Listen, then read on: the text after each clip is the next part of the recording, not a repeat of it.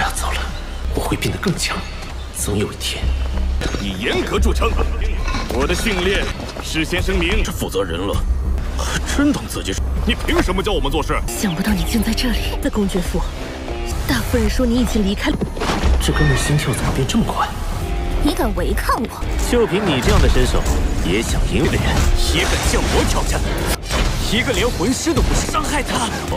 你不要！Halo kalian semua, selamat datang di channel Donghua Singkat. Bagaimana kabar kalian semua? Mimin harap kalian semua baik-baik saja. Dan pada video kali ini kita akan membawakan konten spoiler dari Solen 2 episode ke-115, yang dimana pada cerita sebelumnya singkatnya Hu Yuhou telah mendapatkan spirit barunya, yaitu Star Anise yang memberikan 2 cincin merah serta 1 tulang kaki jiwa. Yang setelahnya Hu Yuhou berpisah dengan Bebe dan Hu Yuhou pergi ke sekte Haotian untuk menjenguk Wandong, tetapi di sana Hu Yuhou tidak disambut ramah oleh sekte Haotian. Yang singkatnya Erming memberikan kesempatan kepada Hu Yuhou untuk bertemu dengan Wandong, tetapi asalkan Hu Yuhou bisa menang duel melawan dirinya. Yang singkatnya pertarungan itu berlangsung sengit sampai Darming menghentikan pertarungan mereka, dan Darming bersama Erming memperbolehkan Hu Yuhou untuk masuk ke sekte Haotian. Dan ternyata Wandong sudah tidak berada di sekte Haotian karena Wandong yang telah sembuh berkat resep obat dari ayahnya, tetapi resep obat itu juga membuat ingatan Wandong yang hilang. Dan setelahnya Hu Yuhou pun berniat untuk mencari keberadaan Wandong, dengan sebelum itu Hu Yuhou pergi berziarah ke tempat makam ibunya, dan itu merupakan inti cerita pada cerita sebelumnya. Kalau gitu pun sekarang langsung saja kita masuk ke bagian cerita terbaru. Cerita ini berlanjut dengan Hu Yuhou yang berziarah ke tempat pemakaman ibunya, yang di sana Hu Yuhou dibuat terkejut karena pemakaman ibunya sudah berubah tidak seperti papan kayu yang telah dibuat oleh Hu Yuhou sebelumnya. Kini makam itu telah dihiasi serta adanya tulisan dari Dai Hao yang menandakan kalau Dai Hao alias ayahnya Hu Yuhou telah mengakui ibunya Hu Yuhou sebagai istrinya. Tetapi hal ini tidak menghapus penuh rasa kebencian Hu Yuhou kepada ayahnya dan juga orang-orang yang telah memberikan perilakuan buruk kepada ibunya. Hu Yuhou tetap akan menuntut pertanggungjawaban dari orang-orang yang telah menindas ibunya dulu, termasuk mendapatkan permintaan maaf dari ayahnya. Dengan Hu Yuhou akan membuktikan kepada ayahnya bahwasannya ia sekarang telah tumbuh lebih kuat daripada sang ayah. Setelahnya pun Hu Yuhou pergi melanjutkan perjalanannya, yaitu ia menuju ke Imperial Radiant City, sebuah benteng penting di barat laut Star Luo Empire yang berada di dekat dari Gunung Mingdou. Kota ini menjadi pusat logistik untuk garis depan melawan Sun Moon Empire, yang di dalamnya ditempatkan 2 legium cadangan ataupun 2 kelompok besar pasukan tempur cadangan yang sedang berlatih untuk dipersiapkan menggantikan pasukan reguler jika diperlukan dalam kondisi terdesak. Yang benteng pertahanan ini dipimpin oleh Komando Duk Harimau Putih, yang seluruh total jika 2 legium digabungkan maka adanya 15.000 lebih prajurit. Dan pada saat ini legium tersebut mereka sedang mencoba untuk merekrut para anggota baru, karena sekarang kedua legium itu sedang mencoba untuk mencari prajurit pengganti dari para prajurit mereka yang telah pensiun. Dengan legium itu menawarkan gaji berupa 4 koin jiwa setiap bulannya, dan untuk makanan sudah terjamin. Dan Hu Yuhou datang untuk mencoba untuk mendaftarkan dirinya sebagai prajurit. Dengan Hu Yuhou menggunakan identitas barunya sebagai Tang Dong, dan sebagai ujian tes masuk para peserta disuruh untuk mengangkat batu yang telah dipilihkan adanya berat, sedang dan juga ringan. Dan Hu Yuhou mengetes dirinya, yaitu dengan ia yang mengangkat batu terberat sampai seberat 100 kg,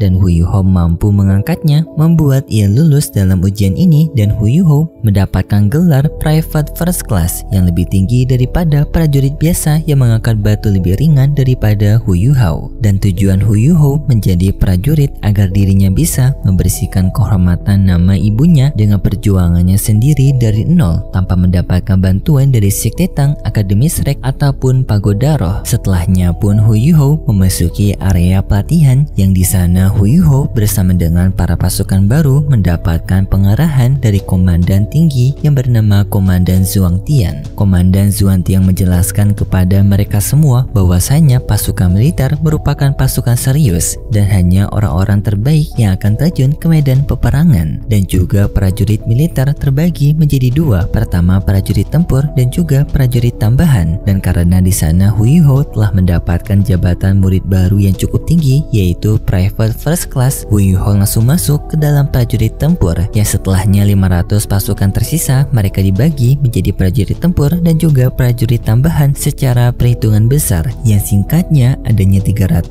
prajurit tempur dan adanya 200 prajurit tambahan. Dan untuk 300 kelompok prajurit tempur mereka dibagi lagi menjadi 10 kelompok, yang setiap 10-nya terbagi 30 kelompok, dan kelompok pertama dipimpin oleh Hu Yuhou. Dan pelatihan untuk hari pertama telah usai, yang singkatnya mereka semua kembali ke dalam tenda istirahat mereka. Tetapi di sana adanya satu anggota gendut yang tidak terima dengan kepemimpinan Hu Yuhou karena menganggap Hu Yuhou yang tidak layak untuk menjadi pemimpin. Pria gendut itu mencoba untuk melawan Hu Yuhou, tetapi Hu Yuhou mampu melawan balik pria gendut itu yang sampai membuat pria gendut itu kalah. Dan setelahnya Hu Yuhou mengatakan kepada semua orang bahwasanya kepemimpinannya pada tim ini boleh diambil alih. Hu Yuhou menantang bagi siapapun yang bisa mengalahkan dirinya, maka orang itu akan bisa menjadi penggantinya Hu Yuhou. Dan Hu Yuhou juga meminta kepada semua orang untuk bekerja sama agar kelompok mereka bisa menjadi kelompok utama dari 10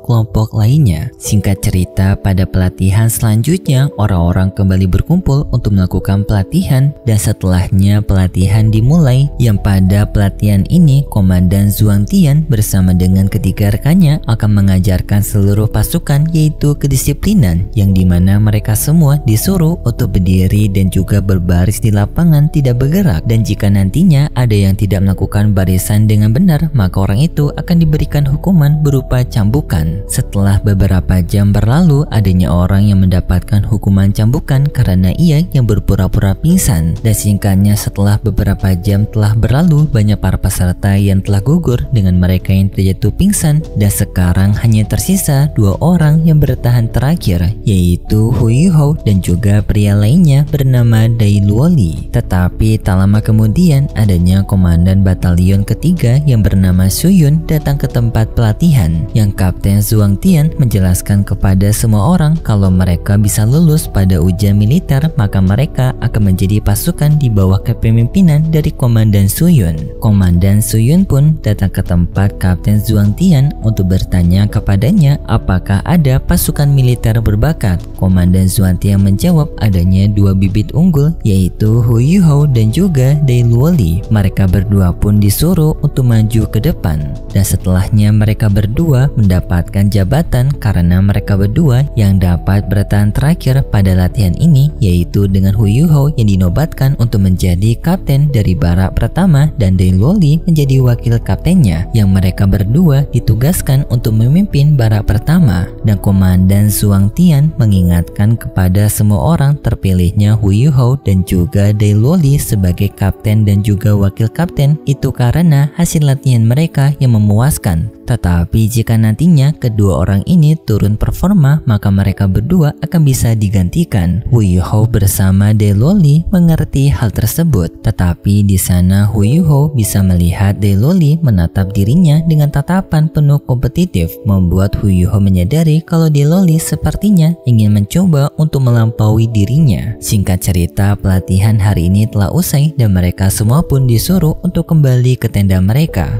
Di saat Hu Yuhou yang sendirian, Hu Yuhou mencoba untuk memikirkan nama Dai Luoli ini karena bagi Hu Yuhou nama ini sangat familiar. Tetapi tak lama kemudian tiba-tiba saja Dai Luoli datang ke tempatnya Hu Yuhou mengatakan kepada ia bahwasanya ia ingin mendapatkan gelar kapten dari Hu Yuhou. Dai Luoli mengakui ia ingin mendapatkan gelar kapten tersebut agar dirinya bisa maju di garis depan peperangan. Hu Yuhou menolak permintaan Dai Luoli dan Dai Luoli pun pada akhirnya menantang Hu Yuhou untuk bertarung. Jika dirinya bisa mengalahkan Hu Yuhou, maka Deloli ingin meminta gelar kapten tersebut. Hu Yuhou menerima tantangan itu, yang setelahnya pun mereka berdua keluar dari tenda untuk melakukan duel. Yang langsung dalam duel tersebut Deloli maju menyerang Hu Yuhou, tetapi Hu Yuhou mampu menangkap Deloli dan langsung membanting Deloli. Dan setelahnya Hu Yuhou menganggap Deloli telah kalah dan Hu Yuhou menyuruh kepada Deloli untuk berhenti dan beristirahat karena mereka besok adanya pelatihan yang kemungkinan besar akan lebih berat. Tetapi Deloli masih belum berhenti. Ia tak disangka mengeluarkan semangat jiwa bela dirinya yang merupakan harimau putih. Hal ini pun seketika membuat Hu Yuhou menyadari kalau Deloli merupakan anggota keluarga dari Adipati Harimau Putih, yang dimana waktu Hu Yuhou tinggal di rumah Adipati Harimau Putih, di sana Hu Yuhou bersama dengan ibunya mendapatkan perilakuan baik oleh salah satu wanita selir dari rumah Adipati Harimau Putih tersebut. Yang wanita selir itu sering memberikan makanan dan juga pakaian kepada Hu Yuhou dan juga ibunya. Tetapi perilakuan baik ini diketahui oleh sang duchess ataupun istri utama dari Adipati Harimau Putih, yang langsung pun selir itu dilarang untuk membantu lagi ibunya Hu Yuhou. Dan Hu Yuhou mengingat bahwasanya selir itu memiliki seorang anak yang bernama Deloli, dan Hu Yuhou pun sadar bahwasanya Deloli itu sekarang adalah Deloli yang berada di hadapannya. Dan juga Hu Yuhou menyebut Deloli sebagai saudara tirinya.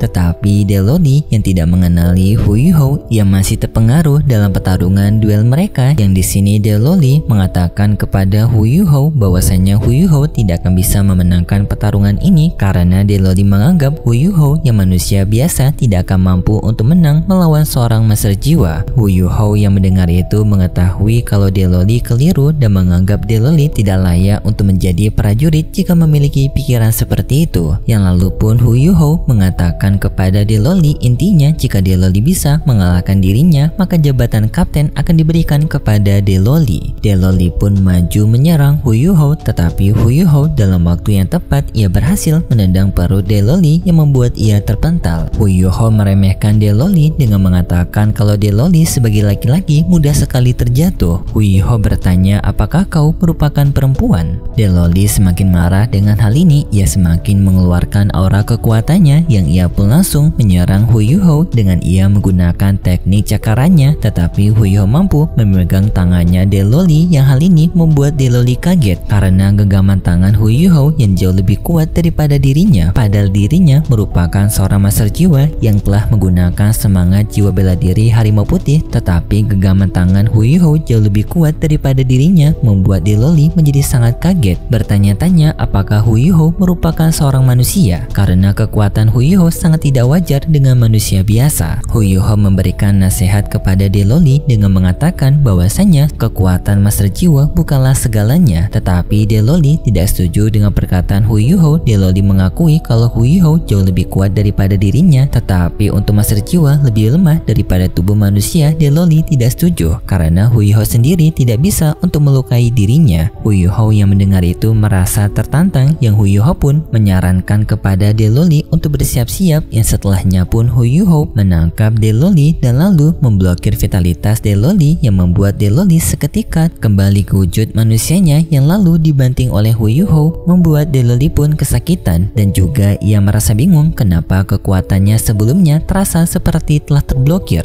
yang juga karena pertarungan ini membuat pakaian Deloli juga hancur. Yang Hu Yuhou pun berbaik hati, yaitu menyuruh kepada Deloli untuk tidak pergi dulu karena Hu Yuhou akan membawakan pakaian untuk Deloli. Tetapi pada saat ini Deloli merasa cukup tersinggung karena dirinya merasa lebih lemah dari para saudaranya, yang juga ayahnya dulu pernah mengatakan kepada Deloli bahwasanya ia tidak akan bisa untuk menyaingi Dai Weibin dan juga Dai Youheng. Hal ini membuat Deloli merasa kecewa kepada dirinya sendiri dan dirinya ingin sekali untuk bisa tumbuh menjadi semakin kuat dan bisa melampaui mereka berdua. Setelahnya Hu Yuhou memberikan pakaian kepada Deloli, dan di sini juga Hu Yuhou memperbolehkan kepada Deloli jika Deloli sangat ingin mendapatkan gelar kapten ini, maka Deloli diperbolehkan kapanpun untuk menantang dirinya bertarung. Tetapi Deloli menjawab kenapa dirinya harus memiliki tujuan untuk bisa mengalahkan dirimu. Aku sama sekali tidak tertarik untuk memiliki tujuan seperti itu, dan Deloli lebih memilih untuk memiliki tujuan menjadi seorang master master jiwa berjudul. Namun Hu Yuhou menantang kepada Deloli jika Deloli memiliki tujuan sebesar itu lebih baik mulai dari kecil, yaitu untuk bisa mengalahkan dirinya, dan Deloli menerima tantangan Hu Yuhou. Singkat cerita, pada keesokan harinya Deloli kembali berlatih melawan Hu Yuhou, tetapi Deloli tetap saja kalah. Tetapi di saat itu tiba-tiba saja adanya Komandan Suyun yang datang memarahi Deloli. Ternyata Suyun dan juga Deloli mereka berdua sudah saling mengenal, dan Komandan Suyun memarahi Deloli karena Deloli yang tidak becus dan bahkan untuk mengalahkan manusia biasa seperti Wu Yuhou tidak berhasil. Wu Yuhou yang mendengar itu menyadari kalau Komandan Suyun sama saja seperti Deloli yang menganggap kekuatan master jiwa merupakan segalanya. Yang Wu Yuhou pun mengatakan kepada Komandan Suyun bahwasanya kekuatan master jiwa bukanlah segalanya, dan juga kekuatan dari Komandan Suyun juga tidak lebih baik daripada Deloli. Mendengar hal itu membuat Komandan Suyun marah dan ingin memberikan pelajaran kepada Hu Yuhou, tetapi Hu Yuhou langsung menendang Komandan Suyun yang membuat ia terpental. Hal ini seketika membuat Komandan Suyun marah dan ia langsung menggunakan keterampilan jiwanya untuk menyerang Hu Yuhou menggunakan serangan bintang. Untungnya Hu Yuhou dapat menghindari semua serangan tersebut dan Komandan Suyun menambahkan serangannya lagi dengan teknik ledakan bintang. Hu Yuhou bisa menanganinya, yaitu dengan menangkap serangan dari Komandan Suyun yang langsung dilemparkan balik ke arah dari Komandan Suyun, membuat Komandan Suyun menjadi sangat kaget. Deloli yang melihat serangan itu berbalik arah kepada Komandan Suyun, Deloli langsung mencoba untuk melindungi Komandan Suyun, yang tetapi serangan itu dibelokkan oleh Hu Yuhou ke atas udara, membuat serangan itu tidak mengenai mereka berdua. Dan di sini tampaknya ada hubungan istimewa antara Delolin dan juga Suyun. Tetapi hubungannya masih belum jelas, dan juga setelahnya Hu Yuhou menyarankan kepada Delolin untuk segera kabur sebelum mereka mendapatkan masalah karena telah membuat keributan besar. Delolin sadar dengan hal itu, ia pun juga langsung kabur bersama Hu Yuhou, dan juga setelahnya tampak Suyun yang dak-dikduk dan juga sepertinya